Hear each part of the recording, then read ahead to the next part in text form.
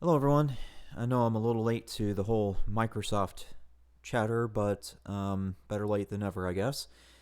I want to go ahead and share my thoughts.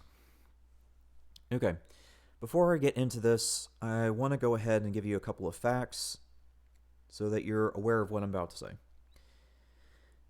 As it stands, Microsoft does own a monopoly on gaming by legal definition. Now, your definition may differ from the legal definition, but at the end of the day, it's a monopoly. So, it's a monopoly because of all these studios that you're seeing listed here, plus the fact that a lot of the other software that Microsoft owns is used in games such as DirectX.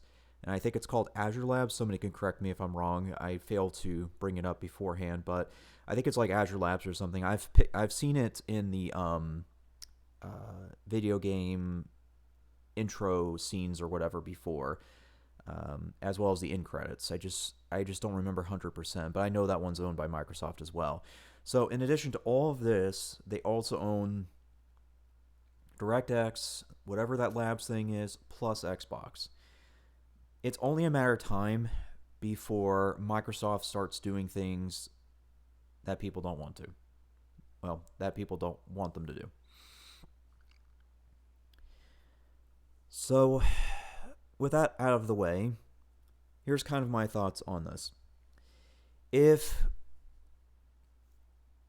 Microsoft is able to purchase Activision Blizzard without intervention from the Federal Trade Commission, or whatever its name is, then that's a huge red flag to me, not just for the whole monopoly side of things, but it sends out a signal to every other company that you're just free to do whatever and the Trade Commission is not going to do anything. The other red flag that pops up in addition to that is it sends a message to the world that the United States does not care about its market.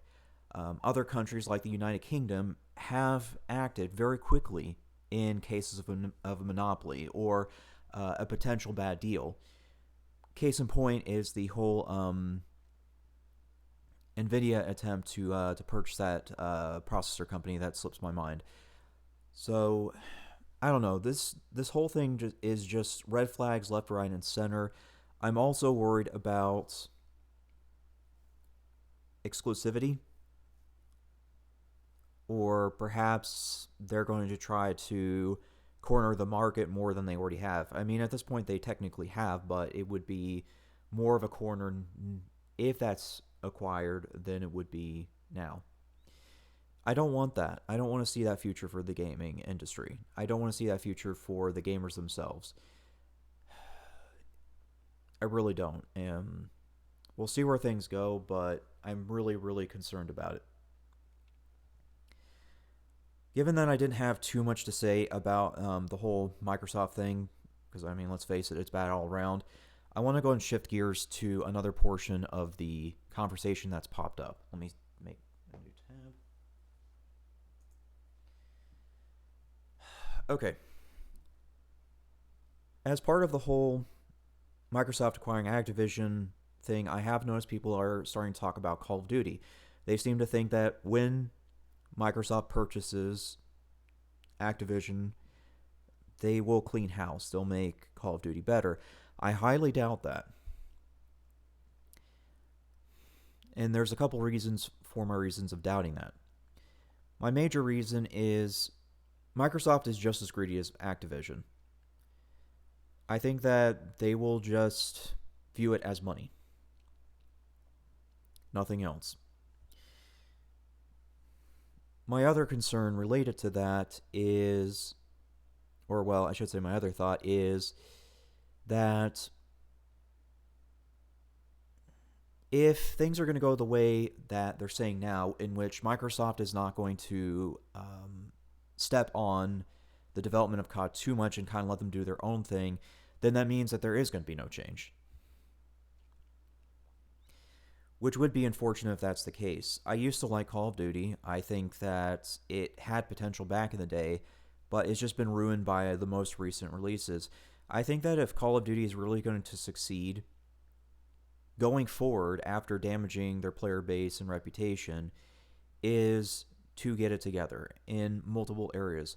First being making the whole gun thing streamlined. Right now, the guns are a hot mess in terms of design and their numbers. For example, in multiple Call of Duty titles, ARs in certain modes or parts of Call of Duty games have had more range than the LMGs. That should not happen. If you are going to penalize the crap out of a gun with a ton of ADS, then it needs to have some sort of advantage other than TTK and RPM and all the other stuff associated with that. It also needs range because you are investing the time to deploy that, more or less. So it needs more range than the ARs, and that's kind of where I'm going with this. I've mentioned it before, back when I was actually doing Call of Duty recordings, but I said just categorize them properly.